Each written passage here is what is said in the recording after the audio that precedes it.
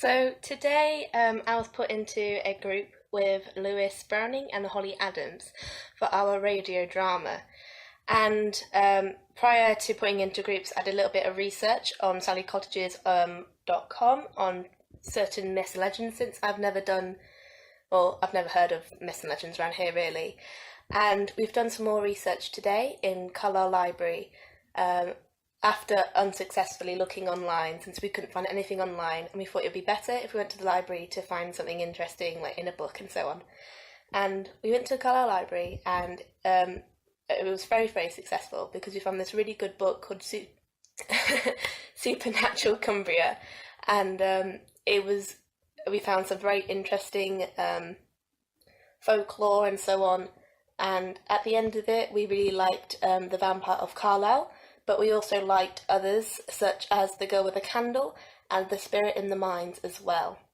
And also another one called Toys, which is based in Brigham. And yeah, so we went to Carlisle Library and we found a book, and we then talked about what kind of sounds we would find for this certain radio drama, which is 5 minutes long, and we have until the 29th of September to get it all done for. So we need to find 2 local actors and so on for our lead roles, and a local girl as well. Is it near a farmhouse? Yeah, well it says local farmhouse for... Barn owls and stuff. Yeah, you'd get barn owls. I don't know if you get them around here, but is it ravens or crows? They mark death. Oh, crows would be cool. So, Yeah. because they're an Someone's element got, of death, if so someone that'd be good to have in out it. of the blue has knowledge of that. I'll put up here. Oh, that's good. How to spell omen? I know that sounds really stupid. Crows, I'm just gonna put owl. crows and ravens. I don't get ravens much around here, but it's... Yeah. Yeah. So I put that there. Yeah. I want to go to one of these gateways and just nick one of these child toys and see what happens. Out in the underground tunnels in Edinburgh, there's a place where loads of people leave dolls to keep the spirits at rest. It's so eerie. Oh. Have you heard of that island that's just full of babies? Yeah, because the girl drowned in the river, then the owners put dolls up and How did the tree not burn down if they burnt the vampire? But the nail still remains in the tree. We must have, because if your tree is like an old tree like this big, it's not gonna burn. A person is gonna come burn quicker than the full tree. Yeah, that makes sense. I don't know if it's an old tree, so yeah. Well, a tavern. We should go look for it. A tavern's like a pub, so there'll be like noises and drinking and stuff like that. So, and then like an angry mob is like angry mob. So this is I think this is the one that you can see as a radio drama as it is. Like you could picture a conversation with like a loud. Yeah, you actually could as well. Yeah. What other things in the farmhouse? Rain. It'll have to be thundery because it's pathetic fallacy. Yeah. What about the cemetery? Ooh. Oh wait, that's the crows and... Yeah. They like, I feel like in cemeteries you hear like a lot of like birds and like you hear wind and stuff. Yeah. I feel like it should be rainy. Thunder like the whole thing. It should. Yeah, I think so. Angry mob. What can we have? Angry mob shouting. Torches. Yeah, torches. Yeah, we could get that match. Yeah. We've got that fire in there, isn't it? Yeah. Shouting, torches. Just a general crowd sounds. Yeah. How would we end it though? Because it just like end when it burns, or would there be like? You need like a conclusion after the vampire burns. It just says here, it's perished. So. Well, we could finish it. Could finish it at the nail. Yeah. Because like, a lot of the things I'm like, it could be like, oh, you know what they say about this graveyard, and then it tells a story. It's like, oh yeah, that's a lot of bullshit. And it reaches to the nail. It's like, no, and then it just cuts off. Yeah. So that guy could be the narrator of the, because like it has like this narrator. Yeah, that, the narrator could yeah. be someone telling the story. Yeah, that'd be interesting. And it could like end with like a combustion of flames, and then it finishes, and then there's happy cheery music. So I think that's about it then. What the tavern, glasses. Yeah, glasses, kind of would you say rowdy noises? Yeah. We need to think about music as well. Yeah, but it'll have to be, because we don't have to film the music, so it can just be loyalty free. Yeah, should we go to another one? Yes, we do toys next. Yeah. I definitely think the vampire is like... That vampire, you can imagine it in your head, if that makes sense. We don't want to make it any harder for us. Yeah. Alright. You're the reader. There have been a number of recorded incidences that appear to involve or to suggest the presence of children within a relatively small area at the High or Old Town end of Workington. The A66 enters the town via Hall Brow. One of the gateways that lead into Workington Hall grounds is set back to the right, just at the point where this hill begins its descent into the town centre. This particular gateway has been moved from its original position and rebuilt to allow access to car park that is set within part of the hall grounds. This area has had many differing uses spanning what must be hundreds of years, and all obvious signs of any buildings, wall or other pathways have long since disappeared. In the area between the main road and the new positioned gate, children's toys described as old-fashioned toys have been seen. On most occasions, the toys have been a rocking horse or skittles, but one sighting specifically mentioned a clown-like doll and described it as floating in the air. The sound of children's laughter has also been heard. These, I can't say this word, phenomena have been experienced behind and to the right of what was the original position of the gateway. Old photographs exist showing the estate walls and a stone-built lodge to the left, or downhill side of the old gate. Yeah, that's it. I don't really get much for that. Would that be a modern setting? And it would be a story we'd have to build. You would have to. And there still isn't much to it. Like there's not much substance really. I feel like. And I feel you'd spend a lot of time writing a full story to go with it. Yeah, whereas like with the vampire one, there's already a story. Yeah. Even if we add bits in at the start and the end, just so it fits into the radio drama. Yeah. Should we move on to the other ones and then we can? That one seems really good to begin with. But yeah. We might even know. The girl with the candle. Mm-hmm. I like candle girl. The location of this sad ghost varies slightly. Some say that she is seen in Lowther Street, one of the main shopping areas of the town. Others say that she walks the old market square. Both areas are within 100 yards of the sea, and as the cause of her plight appears to be the loss of her seaman lover, perhaps she appears in both locations. She is seen in daylight, solid, in full colour, wearing what appears to be a nightgown and carrying a candle. This apparition appears totally oblivious to the modern world around her. The original story appears to be 18th century. There are slight variations, but the bulk of it is remarkably consistent. A wealthy merchant's much-loved daughter fell in love with a young man who was below her social status. In spite of this, the couple begged permission to marry. Incensed, her father had the girl confined to the attic of his large house. Using a maid as go-between, the lovers made plans to elope, hopefully gaining passage on one of the many ships that passed through this busy port. A lighted candle was to be the signal, and a rope that had been smuggled in to help the girls escape. Gosh, this is long. Another version of the story tells of the lover being bribed or kidnapped and placed on board a merchant vessel. Thinking herself deserted, the girl jumped to her death. Dickinson has a version of what is very likely the same basic or root story. It tells of a large house that was situated opposite the west end of the present market house.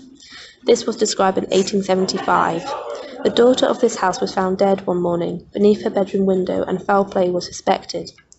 The night watchmen at the end of the 18th century were convinced that the streets of Whitehaven were haunted by the totally white apparition of a tall young woman. She was said to be quiet, gentle ghost, sometimes seen on the edge of the town, and also on the quarries or quays and harbour, but more often she was seen disappearing into alleyways and dark places at those she was afraid. The watchmen were of the opinion that it was the ghost of that same Miss G who had been found dead beneath her bedroom window. This haunting went on for some time, and it appears that the house from which the mysterious Miss G was said to have fallen itself became haunted. This haunting of noises and lights was said to center itself on one mysterious darkened room, and a terrified servant reported seeing a young man there. She appears to have been reassured that this gentleman was a guest, not a ghost, and had the confidence of the family. From here on onwards, you get the sense of arrangement in this version of the story. A reverend, is that? Yeah, a Reverend Wilfred Huddleston agreed, somewhat unwillingly, to lay the ghost that was troubling the house. Unwillingly, because there is an ancient superstition, and this is pointed out by Dickinson, that there is a price to pay in laying a ghost successfully. This price is usually a loss of one of our faculties or senses. The Reverend subsequently waylaid this young man or ghost on one of his nightly perambulations, and after some persuasion apparently succeeded in laying his spirit beneath a large mulberry tree in the garden of the house. From then onwards, the house was reported to be peaceful. There is no record of any loss of faculty in relation to the Reverend Huddleston, and interestingly, there is no mention of this deceased girl. There are also many connotations and possibilities within this tale. Tradition tells us that the family of the house had large plantations in the West Indies and stood high in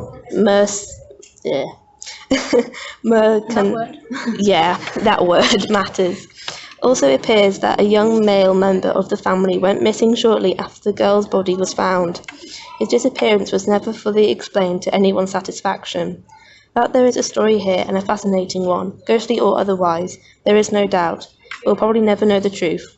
One thing persists. A lonely girl, oblivious of the modern world, still walks the streets of Whitehaven in vain in endless search for her lover. That one's more romantic type thing. I'm not a big person on romance, to be honest. Yeah. I'm like, thing is, it's like, it's nice and everything, but it's like... Yeah. I thought it would be something like a bit more sinister. Yeah, it's like, oh, she's lost in the modern world. Good thing.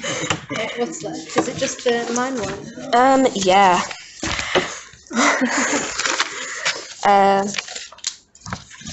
Yeah. So there are, or perhaps I should say now, were many, many mines in Cumbria, some extending far beneath the Solway. Spirit, or the Lady of the Mines, was a widely believed, now almost forgotten traditional phenomenon. Cumbrian legends and stories of the spirit, or at least those that are still remembered, appear to have attached themselves chiefly to these coastal areas. This possibly could be just a matter of memory, for the entity known as the spirit is, or was, also known to the miners on the east coast of Britain. But these incidences usually differ from the northern tradition in one specific and important aspect. In the east she can protect, in the north she usually kills, yet it is possible to escape her. It is, however, sad but true that this beautiful entity appears to hold the promise of death in her grasp wherever she appears. The Lady of the Mine appears as a beautiful woman dressed in a flowing white.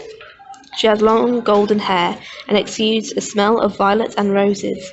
She is seen in the deepest and darkest galleries and was said to comfort dying children. Tragically, often, children would be found dead, curled up and rosy cheeks and smiling in death. It is hard to imagine the life these little ones must have led, hours in the dark, often alone and too often cruelly treated. Thankfully, this is a thing of the past, but let us not forget them.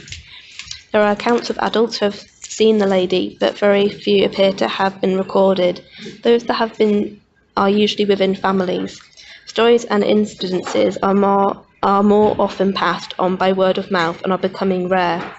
Part of our northern tradition says that adults can, and at times do, escape the lady. One account I was given personally and verbally comes from the beginning of the war, so this entity must still have known and spoken of them. I record it with thanks and without name. This account concerns two brothers, both colliers in one of the Solway offshore mines. One day, when they were both on the same shift, there was a roof fall. The gentleman who related the incident had managed to get out relatively quickly. His brother had been deeper, and it was some time before he was brought to the surface, having part crawled then, finally been carried to the cage. This brother swore that he had seen the lady and escaped her, also that she had been seen by others in the same gallery. Our northern tradition says to follow the lady is to follow death. The East Coast tradition says she can lead you to fresh air and freedom. That one seems more interesting than the girl with the candle, in my opinion. The vampire and that one. Yeah, I'd say. We have like two options because Yeah. the report back. Yeah. So we can be like, which one do you like better? We like this one. And it'll be obvious how much we like that one more because we Yeah. everything else. So now down to 2. Yeah. So what kind of sounds would be like mine? They're obviously mines. Yeah, echoes. Yeah. There'd be echoes, there'd be water dripping, there'd be gravel, stepping gravel and stuff like that. The white noise aspect, that'd just be air. What, sorry? That'd just be like air. Yeah. Through the mine. Yeah. So it'd sort of just like not a whistle, but That one would be like dead. a humming. That would be dead interesting because the sounds that one makes would like be opposite to mine.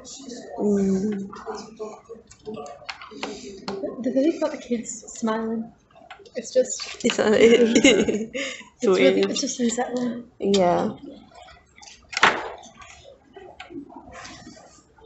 There's a lot of things you can do with kids smiling, I think, because that's like joy. You could get laughter and stuff into that. Yeah, So if you fucking, that'd be creepy. If you had your headphones on, and you sat there and suddenly they're just talking, and you hear laughter, you're like, I think this Spirit of the Mind would be a little bit more difficult to do, and you'd have to kind of edit the story slightly because there's like You'd probably have to mix like there'd have to be a fall, and then in one side they're all alright, and the other side they can hear the children screaming and they start laughing. yeah, And then by the time you get to them, they're curled up, smiling again. like with the vampire one, I can like imagine it in my head. yeah.